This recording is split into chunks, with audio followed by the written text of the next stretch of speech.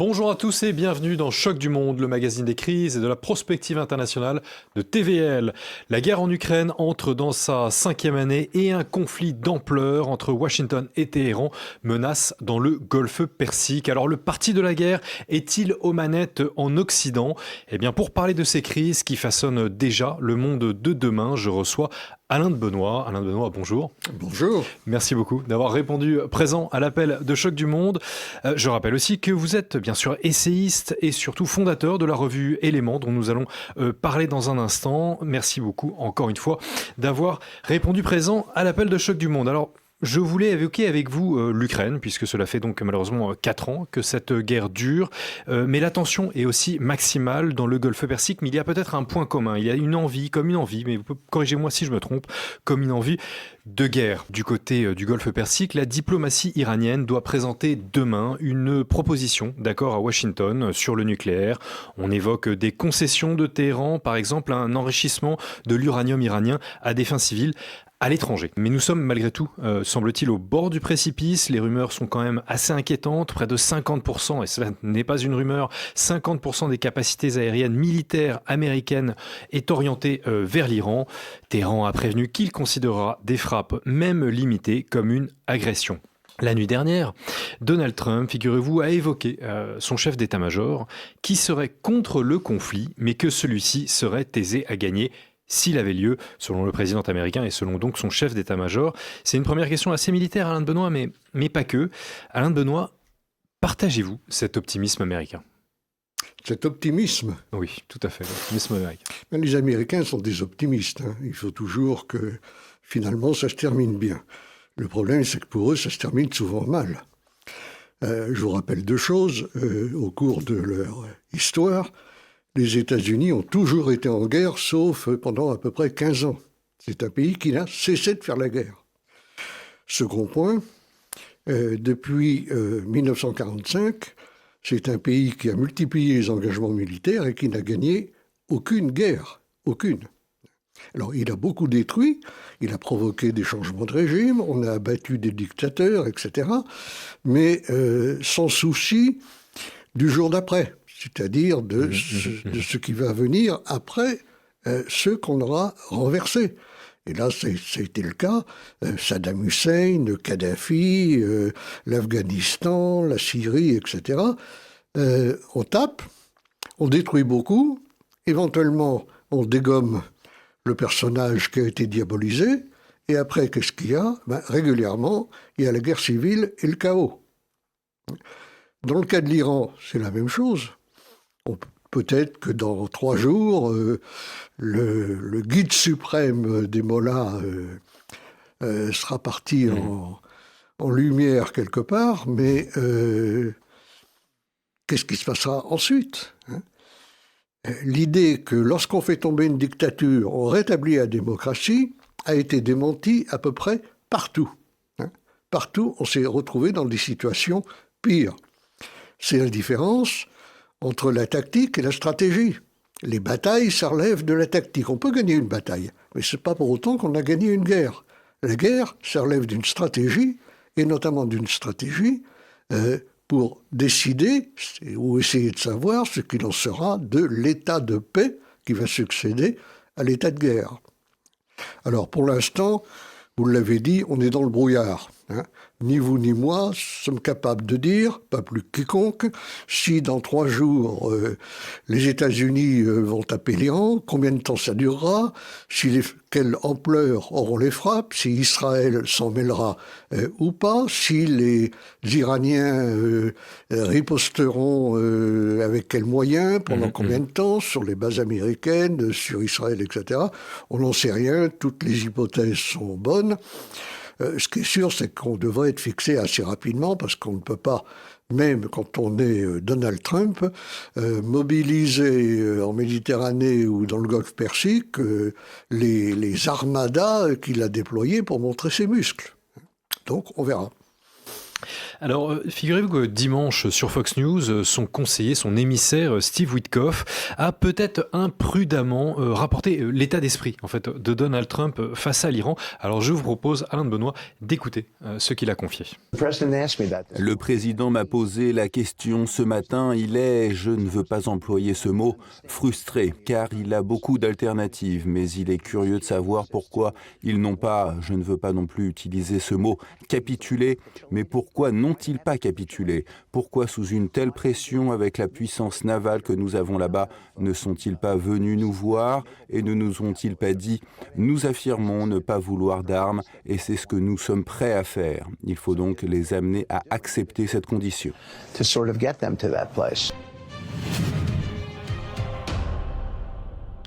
Pourquoi les Iraniens n'ont-ils pas capitulé? Le chef de la diplomatie iranienne, Abbas Araghchi, a répondu sur X dans la foulée, je cite, « Parce que nous sommes Iraniens ». On a souvent l'impression qu'il y a des incompréhensions en fait à la base des conflits. L'étonnement, l'incompréhension de Donald Trump vous étonne-t-il, vous, Alain de Benoît? La citation que vous venez de faire, très révélatrice. Steve Witkoff dit « Je n'emploierai pas ces mots ». Après quoi, il les emploie. Les mots frustrés, capitulés. Bon, qu'est-ce que ça veut dire? Ça veut dire d'abord que ça décrit assez bien l'état d'esprit de Donald Trump et que Donald Trump ne comprend pas que des gens qui n'ont pas la même puissance militaire ne tombent pas à genoux pour lui lécher les babouches à la moindre de ses exigences. Plus profondément, ça veut dire que pour Donald Trump, tout est une question du rapport de force, sans quoi il n'a pas tort, le rapport de force, il est toujours là, mais parfois, le rapport de force doit prendre en considération des aspirations, des préoccupations qui excèdent le petit monde de Donald Trump. Donald Trump, qui espère toujours avoir le prix Nobel de la paix, alors qu'il a quand même déjà fait pas mal la guerre, est un adepte de la guerre commerciale. Il pense que la guerre commerciale permet de remplacer, c'est-à-dire qu'on fait pression sur les gens au moyen de l'argent. On va leur dire, voilà, si vous faites pas ce que je veux, ça va vous coûter cher. Alors, les gens cèdent un peu, beaucoup, pas du tout, à la folie, etc. Ce que Trump n'a pas compris, parce qu'il est dans une optique idéologiquement libérale, c'est que pour les peuples, il y a des choses qui ont une valeur existentielle, à commencer par leur identité. Et que ce qui est existentiel ne se négocie pas. C'est le vieux slogan plutôt mourir que perdre sa liberté, plutôt mourir que de renoncer à l'essentiel. Ça rentre pas bien dans la tête de Donald Trump, parce que pour lui, c'est pas rationnel. C'est pas rationnel. En tout cas, ça échappe à sa rationalité. Rappelez-vous le Vietnam, les moyens considérables qui avaient été mis en œuvre, et puis ce petit peuple nord-vietnamien de fourmis qu'on napalmait abondamment disait non, on veut pas, on veut pas. Et finalement, ils ont fini par l'emporter. Alors, ce qu'on demande aux Iraniens, c'est de renoncer à tout moyen de se défendre, pas seulement à l'arme nucléaire, mais à tout moyen de se défendre, le programme de missiles, et à renoncer à leurs dirigeants, à renoncer à leur identité. La réponse du ministre iranien, elle est très bonne et elle est très vraie. Pourquoi vous vous comportez comme... Pourquoi vous ne voulez pas capituler? Parce qu'on est iranien. Les Iraniens, dans l'histoire, ça ne capitule pas. Ça meurt, ça renaît, mais ça ne capitule pas. Et cette idée-là montre le fossé qu'il y a entre la classe dirigeante aux États-Unis et plus particulièrement celle qui est autour de Donald Trump, et puis la réalité lorsque se posent des problèmes existentiels. Trump pense que tout peut se négocier, c'est-à-dire finalement tout peut se vendre ou s'acheter. C'est vrai jusqu'à un certain point, bien sûr. Il y a un moment, ça ne l'est plus. Il y a des choses, des valeurs qui par définition, des valeurs qui sont intrinsèquement non négociables. Voilà. Alors Donald Trump est aussi écartelé en fait entre son allié Benjamin Netanyahou, Premier ministre d'Israël, et ses alliés arabes qui veulent absolument éviter une escalade régionale. Donc il est écartelé entre une ligne dure et des appels à la paix. Mais le sénateur va-t-en-guerre de Caroline du Nord, on a beaucoup entendu parler de lui depuis la guerre en Ukraine. Lindsey Graham a plaidé pour des frappes. Pour Lindsey Graham, ceux qui appellent à la retenue sous-estiment, je le cite, les conséquences de laisser le mal sans réponse. Que vous inspire, Alain de Benoît, cette rhétorique qu'on va qualifier de néoconservatrice? Ça m'inspire beaucoup de choses. Parce que là, on est dans le langage théologique. Et c'est une façon remarquable, mais pas la première, rappelez-vous l'Empire du Mal de Ronald Reagan, etc., de décrire une situation d'inimitié forte, une situation conflictuelle, dans des termes qui relèvent non pas de la politique ou de la géopolitique, ni même de l'économie, mais de la morale et de la théologie.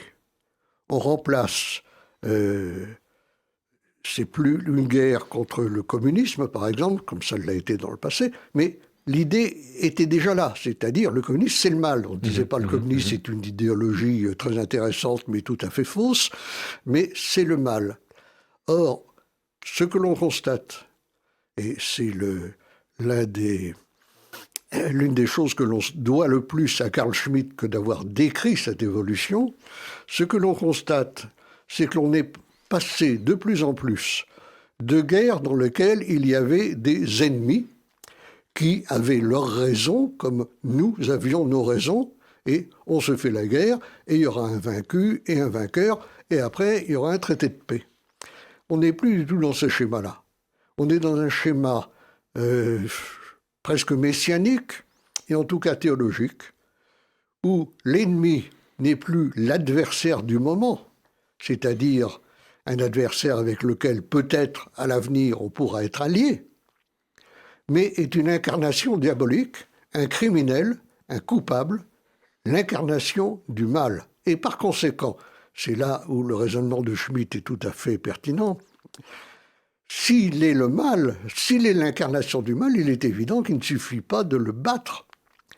Ça exclut déjà de négocier avec lui. On ne négocie pas avec le diable, par définition. On l'éradique. Par contre, on l'éradique, on le fait disparaître, et après lui, éventuellement, on rééduque les esprits pour que les traces de ces mauvaises pensées pas claires n'envahissent pas et ne laissent pas de traces après lui. Donc,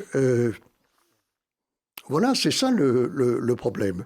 Est-ce que c'est un retour à la vieille théorie de la guerre juste de la théologie médiévale, en disant qu'il y a des guerres qui sont intrinsèquement justes, parce que l'adversaire, c'est le mal.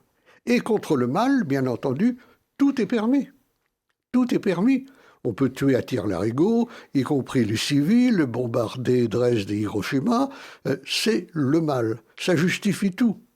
Et regardez, sur la scène intérieure, en France, pour prendre une actualité récente, les pseudo-antifascistes qui ont tué Quentin de Roque avaient le sentiment qu'ils étaient justifiés, parce que le fascisme, ce n'est pas une théorie politique.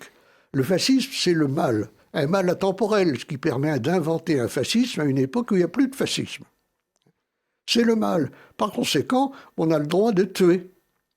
Et même si on n'en a pas l'intention, si on tue quelqu'un, on ne va quand même pas en faire un plat, c'est un représentant du mal. Ce n'est plus un individu, il est placé hors humanité. Et la grande caractéristique des guerres que l'on fait au nom de l'humanité, c'est qu'elles amènent obligatoirement à placer l'ennemi hors de l'humanité. Mais alors comment, vous évoquez donc l'assassinat, le meurtre, l'homicide de Quentin de Roque, sur un niveau plus géopolitique, comment expliquez-vous que cela a autant prospéré outre-Atlantique aux États-Unis, dans la géopolitique américaine, à minima depuis 1939-40 ? Parce que il y a au fond de la mentalité américaine, telle qu'elle s'est cristallisée dans son histoire, un fond profondément religieux, biblico-protestant, disons, pour faire court, dans lequel toutes les choses se déroulant sous l'œil de Dieu, l'important, c'est quand on fait la guerre d'être du côté de Dieu, c'est-à-dire du côté Bien du bien, l'adversaire, l'ennemi, étant lui automatiquement du côté du mal. En plus, il est évident que ce genre de formule a des effets mobilisateurs. Quand on dit aux gens, on ne pouvait pas quand même rester Passif. indifférent et passif devant la montée du mal. Bon, et puis en plus, ça permet de disposer d'un argument imparable contre ceux qui font preuve de retenue, comme dit le brave Américain que vous m'avez cité. Ceux-là sont des complices. Être neutre, revendiquer la position de tiers, ça, c'est déjà être complice. Et c'est la raison pour laquelle, à l'instigation à l'époque des États-Unis, de Joe Biden et de l'OTAN, quand cette affreuse guerre entre la Russie et l'Ukraine a éclaté, comme un seul homme, toutes les puissances, tous les pays européens se sont portés dans la catégorie du bien représentée par le dénommé Zelensky. Ne me faites pas dire ce que je ne dis pas. Je ne pense pas du tout que les Européens auraient eu intérêt à soutenir Poutine. Je vais dire simplement, d'abord, que, étant donné qu'il y a il y a près de 30 pays dans l'Union européenne, il aurait été logique que certains pays choisissent un camp, que d'autres pays choisissent un autre camp. Ce qui est frappant, là, c'est que tout le monde est passé en faveur de l'Ukraine. Et la position dont je regrette qu'elle n'ait pas été adoptée par les Européens, c'est qu'ils étaient, eux, en parfaite position, pour jouer un rôle d'intermédiaire, pour tenter d'apaiser et de désamorcer la guerre.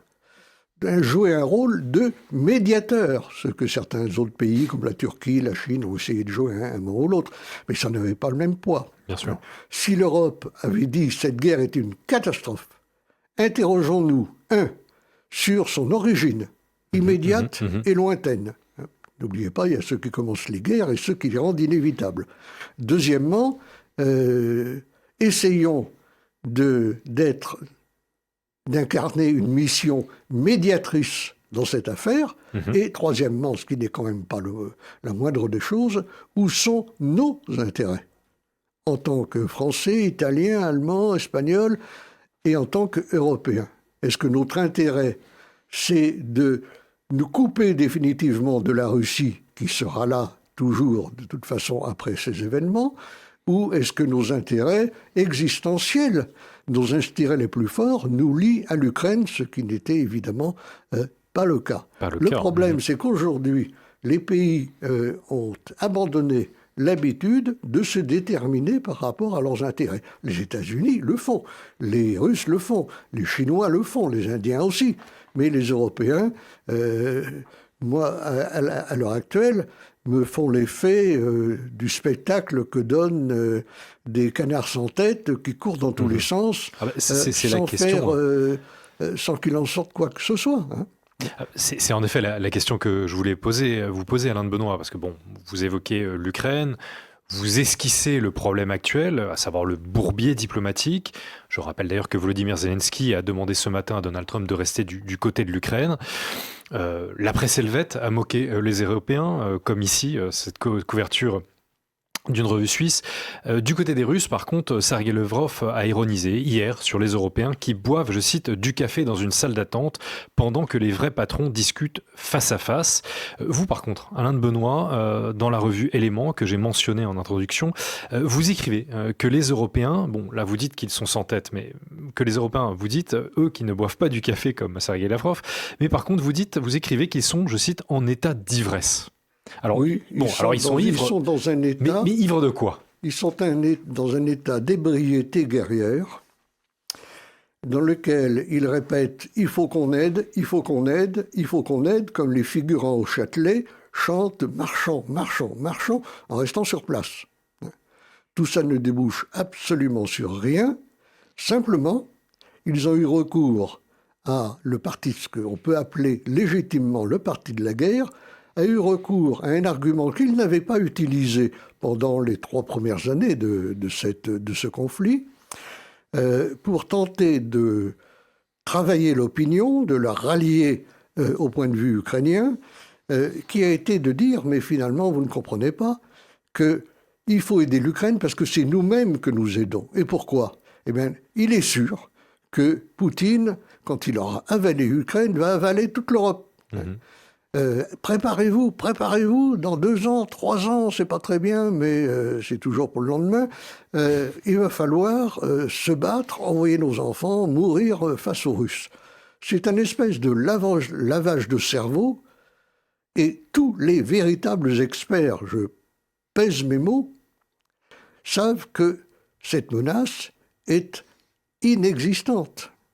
D'ailleurs, les mêmes, lorsqu'ils veulent dire « mais non, l'Ukraine n'a pas perdu », qu'est-ce qu'ils disent ? Ils disent « regardez les Russes, il leur a fallu 4 ans pour grignoter les 3/4 des Donbass et encore ils ne sont pas arrivés ». C'est-à-dire qu'on dit 2 choses en même temps. D'une part, regardez ces Russes qui sont des empotés et qui n'arrivent pas à matérialiser une franche victoire. Et de l'autre, attention, vous savez, les Russes sont surpuissants, ils vont envahir l'Europe jusqu'à Saint-Sébastien et peut-être jusqu'à Gibraltar. Bon. Donc, c'est un discours contradictoire et cette contradiction est éminemment révélatrice. Alors bon, Emmanuel Macron, en effet, alors que nous célébrons, entre guillemets, le 4e anniversaire de cette guerre, Emmanuel Macron estimait ce matin que, comme vous dites, cette guerre est un échec militaire et stratégique pour la Russie. Friedrich Merz, le chancelier allemand, de son côté, a fustigé, je cite, la barbarie de la Russie, et aussi que Moscou n'était pas en train de gagner cette guerre. Derrière la rhétorique, nous le voyons bien, l'Union européenne permet financièrement à Kiev de tenir. D'ailleurs, comme nous le voyons sur les chiffres qui s'affichent à l'écran, l'Union européenne a pris le relais des États-Unis, financièrement parlant.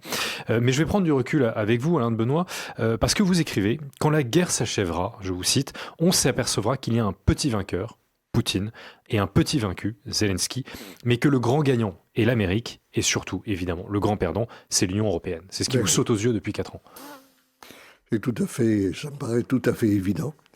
Dès lors que l'on a compris que l'affrontement entre Russes et Ukrainiens n'est qu'une dimension du problème, tant qu'on n'a pas compris que, en réalité, la Russie affronte l'OTAN et que l'OTAN saisit cette occasion et instrumentalise le nationalisme ukrainien pour parvenir à son vieux rêve séculaire qui consiste à couper l'Europe, et tout particulièrement l'Allemagne, de la Russie, alors qu'il y a entre ces 2 entités une complémentarité qui a été bien souvent mise en évidence, c'est qu'on n'a pas bien compris à l'affaire. C'est pour ça qu'à mon avis, il y a le petit gagnant, le petit perdant.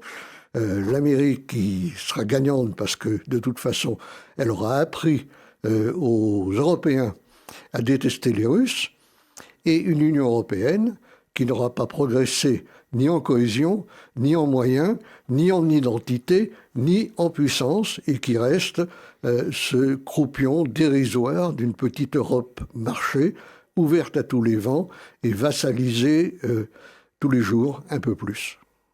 Je vais zoomer sur le front. Je voulais donner des nouvelles du front à nos spectateurs parce qu'on entend beaucoup parler sur les réseaux sociaux, et même dans les médias, surtout dans les médias dominants, d'une contre-offensive ukrainienne sur le front sud. Comme nous pouvons le voir sur cette carte, les troupes ukrainiennes auraient repris 300 km² aux forces russes. J'en ai parlé avec Hervé Carès, figurez-vous, qui est diplômé de l'école de guerre, qui intervient souvent pour TV Liberté.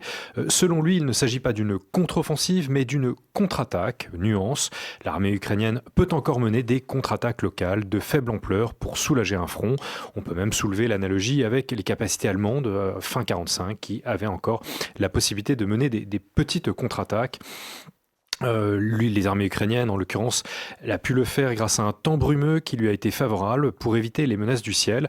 Mais l'armée russe a globalement la main et l'initiative et veut utiliser Kupiansk, beaucoup plus au nord, encore une fois, comme vous le voyez sur la carte, pour user les réserves ukrainiennes. J'en viens à quelque chose de beaucoup plus absolu avec vous, mais je voulais utiliser cette actualité du front. Mais vous dites quelque chose d'assez important, Alain de Benoît, dans la revue Éléments. Vous citez un vieil adage, Civis pacem parabellum, un vieil adage, et vous soulignez, Alain de Benoît, qu'il faut préparer la guerre, non pas pour faire la guerre, mais surtout pour préserver la paix, car au-delà de toutes ces avancées, ces reculs sur le front, l'essentiel c'est ça. Oui, mais il faut rappeler d'abord qu'on ne fait jamais la paix qu'avec son ennemi. C'est pas avec les amis qu'on fait la paix, normalement. Deuxièmement, ce qui est frappant dans l'attitude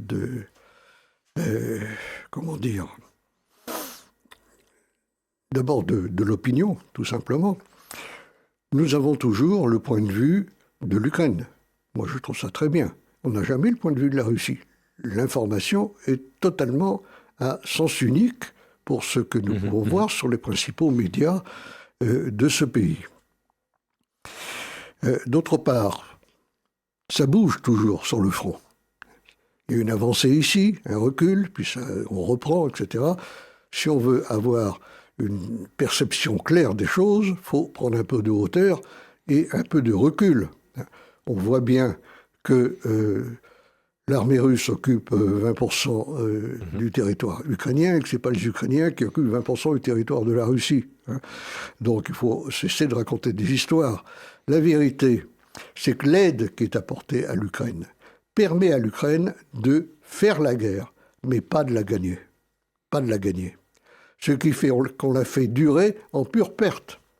C'est là où il y a un parti de la guerre. On sait très bien comment ça pourrait se terminer, mais on ne veut pas que ça se termine par une capitulation, par une défaite de l'Ukraine, dont on veut arriver à une espèce d'accord où l'Ukraine perdrait, mais elle serait quand même gagnante parce qu'à la place, on lui donnerait ceci, cela. On verra comment ça évolue.